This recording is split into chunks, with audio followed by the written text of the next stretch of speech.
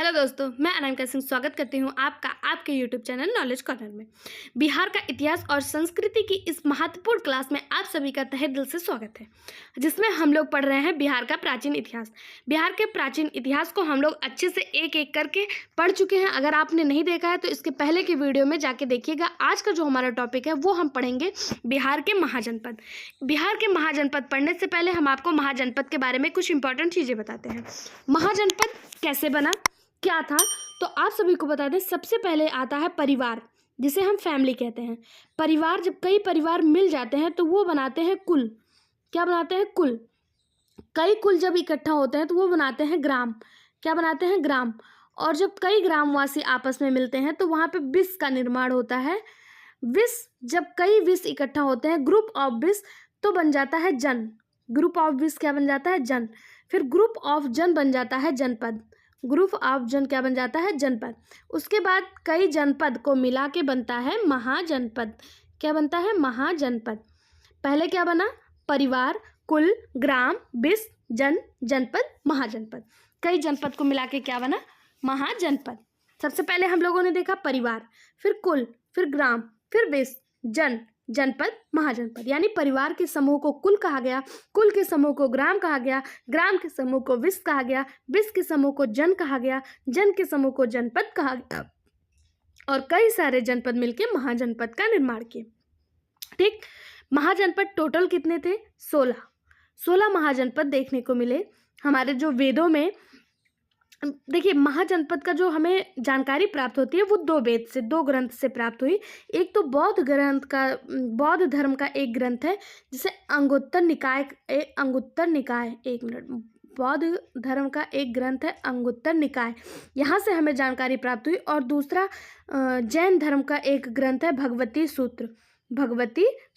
यहाँ से हमें महाजनपद के बारे में जानकारी प्राप्त हुई। महाजनपद के बारे में हमें कहाँ से जानकारी प्राप्त हुई? बौद्ध धर्म के ग्रंथ अंगुत्तर निकाय और जैन धर्म का ग्रंथ भगवती सूत्र। यहाँ से हमें महाजनपद के बारे में जानकारी प्राप्त हुई। और जानकारी क्या प्राप्त हुई कि 16 महाजनपद थे। 16 महाजनपद, 10 गणराज्य थे। 10 गणराज्य जो थे, इसमें से 8 वज्जी का था और 2 मल्ल का था। ये 10 गणराज्य थे और 16 महाजनपद थे। लेकिन हम पढ़ रहे हैं बिहार का इतिहास, तो बिहार के इतिहास में हम केवल उन्हीं महाजनपदों को पढ़ेंगे जिनका उल्लेख हमें बिहार में देखने को मिलता है या जो बिहार से संबंधित थे। तो बिहार से संबंधित 3 महाजनपद थे। कितने महाजनपद थे? 3 महाजनपद। कौन कौन से? अंग, मगध और वज्जी। अंग, मगध और वज्जी, ये 3 महाजनपद ऐसे थे जो बिहार से रिलेटेड थे, बिहार से संबंधित थे। अंग, मगध और वज्जी, इन्हीं तीनों को हम एक एक करके आगे पढ़ेंगे कि अंग से क्या क्या चीज़ें मिली, या इसका नाम कैसे पड़ा, इसकी राजधानी क्या थी, आधुनिक युग में ये कहाँ है, मगध के बारे में और वज्जी के बारे में। क्योंकि हम लोग पढ़ रहे हैं बिहार का इतिहास, तो हम इन तीनों के बारे में पढ़ेंगे। तो सबसे पहले हम देखते हैं अंग के बारे में। अंग महाजनपद।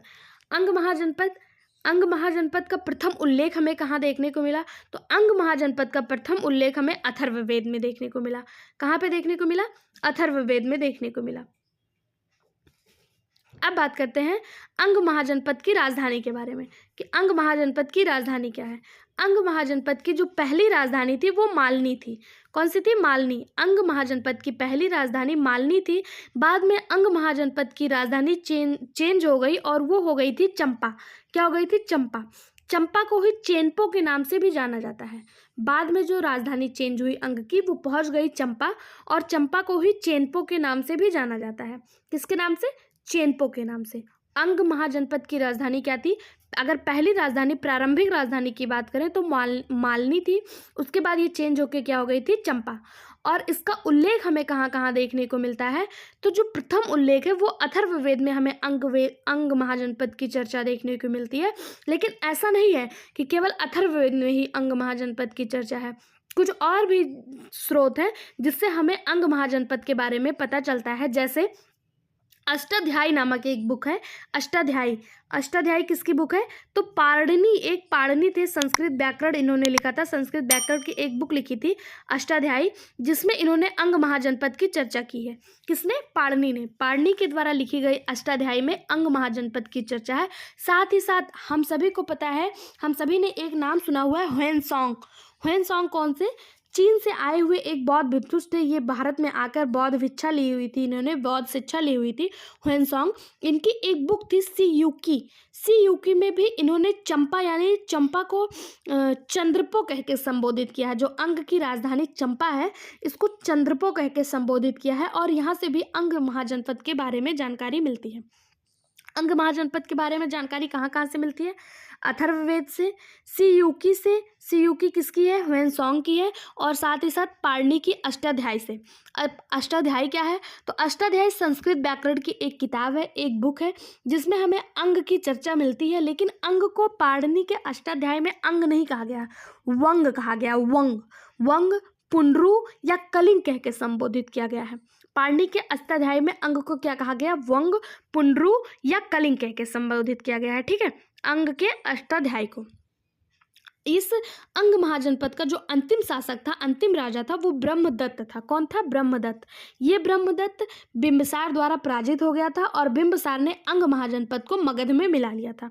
यानी कि जो ये बिहार का अंग महाजनपद है, इस पे कई शासक राज्य किए होंगे। जो अंतिम राजा था ब्रह्मदत्त, वो बिंबिसार द्वारा पराजित हो गया था। अब ये बिंबिसार कौन है? आगे तो हम लोग इसके बिंबिसार के बारे में अच्छे से पढ़ेंगे, लेकिन अभी आपको बता देती हूँ। बिंबिसार वो राजा था, बिंबिसार वो राजा था जिसने जो है हर्यक वंश की स्थापना की थी। बिंबिसार ने हर्यक वंश की स्थापना की थी और इसी बिंबिसार ने अंग के अंतिम राजा ब्रह्मदत्त को पराजित कर लिया था और अंग महाजनपद में मिला लिया था। ठीक, अब हम बढ़ते हैं वज्जी महाजनपद की तरफ। आई होप सो अंग महाजनपद के बारे में आपको सब कुछ समझ में आ गया होगा। अब हम देखते हैं वज्जी महाजनपद। वज्जी महाजनपद क्या था? तो वज्जी महाजनपद की जो राजधानी थी, वज्जी महाजनपद की राजधानी वैशाली थी। क्या थी? वैशाली। अगर आधुनिक युग में बात करें, ये वैशाली कहाँ पे है?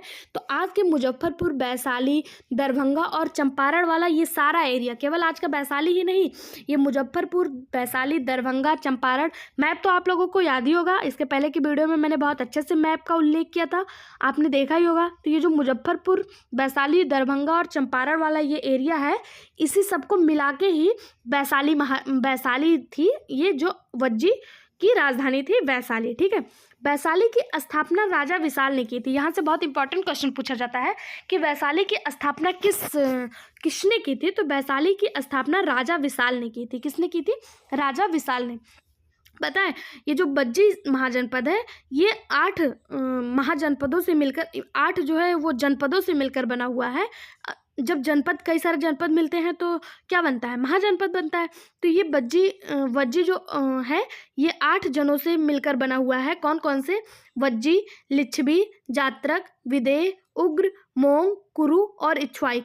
इन 8 जनों से मिलकर बना हुआ है, 8 जनपदों से मिलकर बना हुआ है, 8 जनों से मिलकर बना हुआ है, जनपद नहीं, 8 जन से मिलकर बना हुआ है। ठीक है, लेकिन इसमें जो सबसे महत्वपूर्ण संघ है, सबसे महत्वपूर्ण जनपद है, वो कौन सा है? लिच्छवी और जात्रिक। लिच्छवी और जात्रिक, ये इसमें से सबसे महत्वपूर्ण है। यहाँ से जो क्वेश्चन पूछा जाता है वो ऐसे पूछा जाता है कि कौन सा बिहार का ऐसा कौन सा महाजनपद है, या कौन सा ऐसा महाजनपद है जो 8 जनपदों से मिलकर बना हुआ है? तो वज्जी महाजनपद 8 जनपदों से मिलकर बना हुआ है। उसमें से जो सबसे महत्वपूर्ण है वो है लिच्छवी और जात्रिक। लिच्छवी महत्वपूर्ण क्यों है? क्योंकि आपको पता है कि आज विश्व में जितने भी देश हैं, सब अपने आप को गणतंत्र साबित करने में लगे हुए हैं। सब अपने आप को कहते हैं सबसे पहला गणतंत्र हम है, सबसे बड़े गणतंत्र हम है। यहाँ तक अमेरिका अपने आप को सबसे बड़ा गणतंत्र मानता है। लेकिन आपको बता दें, लिच्छवी, हमारे भारत का लिच्छवी, आपको जान के बहुत गर्व होगा, अपने आप पे प्राउड होगा कि हमारे भारत का ही एक जनपद लिच्छवी जो है, ये सबसे पुराना गणतंत्र है विश्व का। केवल भारत का ही नहीं, विश्व का सबसे पुराना गणतंत्र जो है वो इसी लिच्छवी जनपद में देखने को मिला था। लिच्छवी से ही गणतंत्र की शुरुआत हुई थी। ठीक है, इसलिए ये इम्पॉर्टेंट हो जाता है।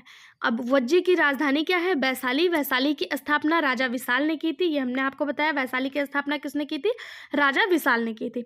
आपको पता है हर्यक वंश का एक शासक था अजातशत्रु। जिस तरह हमने देखा था कि हर्यक वंश का स्थापना बिंबिसार ने किया था और अंग को मगध में मिला लिया था। उसी तरह हर्यक वंश का एक शासक था अजातशत्रु। अजातशत्रु के बारे में विस्तार में जब हम हर्यक वंश पढ़ेंगे तब तो पढ़ेंगे ही, लेकिन अभी आपको बता दें ये जो वज्जी महाजनपद है इसको मगध में मिलाने वाला शासक ही अजातशत्रु था, जो हर्यक वंश का शासक था। कहाँ से था? हर्यक वंश का शासक था। इसने बहुत लंबा संघर्ष किया था वज्जी महाजनपद को मगध में मिलाने के लिए। लास्ट में इसने वज्जी को जीत लिया और मगध में मिला लिया था। किसने? अजातशत्रु ने। ठीक, अब हम देखते हैं मगध महाजनपद। हमारा मगध महाजनपद, 3 महाजनपद बिहार से रिलेटेड थे। कौन कौन से थे? अंग, वज्जी और मगध। अब हम आज का लास्ट महाजनपद देखते हैं, मगध महाजनपद। सबसे पहले हम देखते हैं मगध महाजनपद का उल्लेख हमें कहाँ से मिलता है। तो मगध महाजनपद का उल्लेख हमें अथर्ववेद में वायु पुराण और पद्म पुराण, 2 पुराण से भी हमें देखने को मिलता है मगध महाजनपद का उल्लेख। मगध महाजनपद का उल्लेख जो है अथर्ववेद में है ही, साथ ही साथ वायु पुराण और पद्म पुराण में। सबसे पहले आपको बता दें ये जो मगध महाजनपद है इसका उल्लेख जो अगर हम इसकी स्थापना जो है वो बृहद्रथ ने की थी, बृहद्रथ। लेकिन ये हमें केवल वेदों से ही प्राप्त होता है, इसका कोई ऐतिहासिक साक्ष्य नहीं है कि मगध की स्थापना बृहद्रथ ने की थी। ये बृहद्रथ कौन है? तो आपने जरासंध का नाम सुना होगा। जरासंध कौन है? जरासंध का नाम हम सभी ने सुना है। जरासंध वो है जिन्होंने भीम के साथ युद्ध किया था, मल्ल युद्ध किया था भीम के साथ। इन्हीं का बेटा था बृहद्रथ का। और मगध की स्थापना करने वाले भी कौन है? बृहद्रथ है। बृहद्रथ वंश इस वंश को पितृहंता वंश के नाम से भी जाना जाता है। क्यों कहा जाता है? यहाँ पे नहीं, जब हम हर्यक वंश पढ़ेंगे तब हम देखेंगे इतिहास के अनुसार मगध की स्थापना हर्यक वंश ने की थी। लेकिन अगर हम पौराणिक ग्रंथों की बात करें तो उसके अनुसार मगध की स्थापना जो है वो बृहद्रथ ने की थी। और इसका अंतिम शासक रिपुंजय था। कौन था? रिपुंजय था। मगध की राजधानी क्या थी?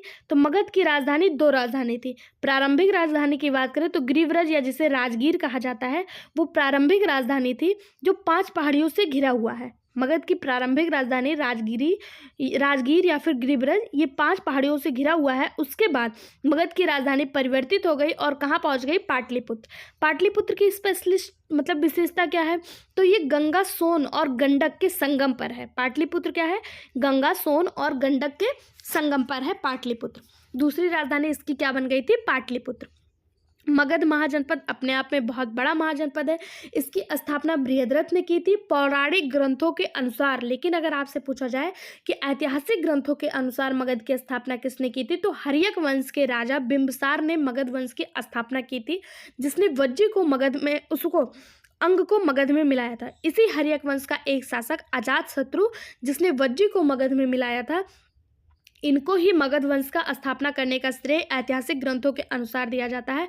लेकिन अगर बात करें पौराणिक ग्रंथ जैसे अथर्ववेद, वायु पुराण या पद्म पुराण की, तो मगध वंश की स्थापना कौन किया है? बृहद्रथ ने किया है। ठीक, इतना समझ में आ गया ना? किसी को कोई डाउट है तो कमेंट बॉक्स में कमेंट करके पूछिए। ठीक है, इसी अथर्ववेद में, ये जो अथर्ववेद है इसी में गया, राजगीर को पुनपुन पवित्र स्थल कहा गया है। किसको? गया और राजगीर को पुनपुन पवित्र, गया, राजगीर और पुनपुन को पवित्र स्थल कहा गया है। और पौराणिक ग्रंथों में ही गया को असुरों का स्थान कहा गया है, असुरों का स्थल कहा गया है। किसको? गया को ही असुरों का स्थल ही कहा गया है पौराणिक ग्रंथों के अनुसार ही। अब हम इसके बाद जो देखेंगे वो हम देखेंगे मगध वंश पे शासक किसने किया। तो हमने देखा कि मगध वंश की स्थापना किसने किया था? बृहद्रथ ने। अगर हम पौराणिक ग्रंथों के अनुसार पढ़ें तो मगध वंश की स्थापना जो है वो बृहद्रथ ने किया था। इनके पुत्र थे जरासंध। इसके बाद गद्दी पर कौन बैठा? जरासंध। जरासंध कौन थे? जरासंध वो शासक थे जिन्होंने भीम के साथ मल्ल युद्ध किया था। आपने देखा होगा इन्हीं को, जब भीम इनसे लड़ाई कर रहे थे और इनके 2 टुकड़े करके जमीन पर फेंक दे रहे थे, तो ये आपस में इनके टुकड़े फिर आपस में जुड़ जा रहे थे। हम सभी अपने ग्रंथों से अटैच हैं, अपने ग्रंथों के बारे में जानते हैं, हमें पता है। तो हमें पता है आप सभी ने कहीं ना कहीं देखा होगा। अगर नहीं देखा होगा तो आप लोग एक बार यूट्यूब पर जाइएगा और जरासंध भीम का मल्ल युद्ध करके सर्च करिएगा, आपको दिखेगा कि जब भीम और जरासंध आपस में लड़ाई कर रहे थे, मल्लयुद्ध कर रहे थे, तो भीम बार बार इनके 2 टुकड़े कर दे रहे थे और फेंक दे रहे थे, तो इनके दोनों टुकड़े फिर आके आपस में जुड़ जा रहे थे। फिर भगवान कृष्ण ने भीम को इशारे से बताया, एक तिनका उठाया, घास का एक तिनका उठाया और उसे 2 पार्ट में चीरा। 2 पार्ट में जब चीरा तो भीम जो है इसको एक तरफ इधर और एक तरफ इधर ऐसे फेंक देते थे, तो इनको कुछ ये फिर दोनों पार्ट आपस में आके जुड़ जाते थे। लेकिन कृष्ण भगवान ने इशारे से इन्हें बताया कि जो ये 2 पार्ट है इसको क्रॉस करके फेंको, फिर ये आपस में नहीं जुड़ेंगे। जब भीम ने जरासंध के दोनों टुकड़ों को इस तरह क्रॉस करके एक इधर और एक इधर फेंका, तब ये आपस में आके नहीं जुड़े और ये मल्लयुद्ध समाप्त हुआ। तो ये जरासंध कौन थे? बृहद्रथ के ही कौन थे? वंशज थे, बृहद्रथ के पुत्र थे। ठीक है, इसका उल्लेख हमें कहाँ पे मिलता है? तो महाभारत में इसका उल्लेख हमें देखने को मिलता है। हिस्ट्री में इसका कोई उल्लेख नहीं है। इस वंश का अंतिम जो शासक था वो रिपुंजय था। रिपुंजय की हत्या पुलिक द्वारा कर दी गई थी। किसके द्वारा? पुलिक के द्वारा कर दी गई थी। लेकिन पुलिक भी मगध वंश पे शासन नहीं कर पाया, क्योंकि पुलिक अपने पुत्र को मगध वंश पे बैठाना चाहता था, मगध की गद्दी पे बैठाना चाहता था। पुलिक की भी हत्या भट्टिय नाम के एक व्यक्ति ने, भट्टिय नाम का एक व्यक्ति था, उसने पुलिक के पुत्र को मार दिया और भट्टिय का पुत्र था बिंबिसार, और उसने अपने पुत्र बिंबिसार को गद्दी पर बैठा दिया। रिपुंजय की हत्या किसने की? बृहद्रथ वंश का अंतिम शासक रिपुंजय की हत्या किसने की? पुलिक ने की। पुलिक को किसने मारा? तो भट्टिय ने मारा। पुलिक अपने पुत्र को गद्दी पे बैठाना चाहता था, तो पुलिक के पुत्र को भट्टिय ने मारा और भट्टिय ने अपने पुत्र बिंबिसार को गद्दी पर बैठा दिया, जहाँ से मगध वंश का शासन स्टार्ट हुआ। मगध वंश या फिर जिसे कहें हर्यक वंश की स्थापना हुई बिंबिसार के द्वारा। ठीक है, अब हम देख लेते हैं कुछ एग्जाम इंपॉर्टेंट रिलेटेड जो फैक्ट हैं, जहाँ से क्वेश्चन देखने को ही मिलते हैं। बहुत ज़्यादा ये इंपॉर्टेंट है, इसे आप स्टार मार्क कर सकते हैं या IMP मार्क लिख सकते हैं। देखिए क्या है, क्वेश्चन पूछा जाता है कि पूरा पाषाण कालीन एस्चुरी संस्कृत से संबंधित उपकरण एवं फूस की झोपड़ियाँ प्राप्त हुई हैं, कहाँ से प्राप्त हुई हैं? पूरा पाषाण कालीन एस्चुरी संस्कृत या फिर फूस की झोपड़ियाँ कहाँ से, बिहार में कहाँ से प्राप्त हुई? तो बिहार के पैसरा या जैसे मुंगेर का एक जगह पैसरा, यहाँ से फूस की झोपड़ियाँ और एस्चुरी संस्कृत के साक्ष्य प्राप्त हुए हैं। उसी तरह बिहार से कुल्हाड़ी प्राप्त हुई है, पाषाण कालीन कुल्हाड़ी प्राप्त हुई है। कहाँ से? नालंदा के जठियन घाटी से कुल्हाड़ी प्राप्त हुई है। ठीक है, ये दोनों बहुत ज़्यादा इंपॉर्टेंट क्वेश्चन है, इसे आप जरूर देख लीजिएगा। यहाँ तक आप लोगों ने देखा, आई होप सो आप लोग को समझ में आया होगा। आगे की वीडियो में हम लोग पढ़ेंगे हर्यक वंश। हर्यक वंश की स्थापना बिंबिसार ने किया। बिंबिसार के बाद अजातशत्रु, उदयन, फिर देखेंगे शिशुनाग वंश। शिशुनाग वंश उदयन के पुत्र नागदशक को मारकर शिशुनाग वंश की स्थापना हुई। क्या हुई, कौन से राजा आए, कब कब शासन किया, ये सब हम लोग नेक्स्ट वीडियो में देखेंगे। नेक्स्ट वीडियो पाने के लिए चैनल को सब्सक्राइब कर लें, बेल आइकन पर क्लिक कर लें, वीडियो को लाइक करें, शेयर करें। ठीक है, लास्ट तक बने रहने के लिए धन्यवाद।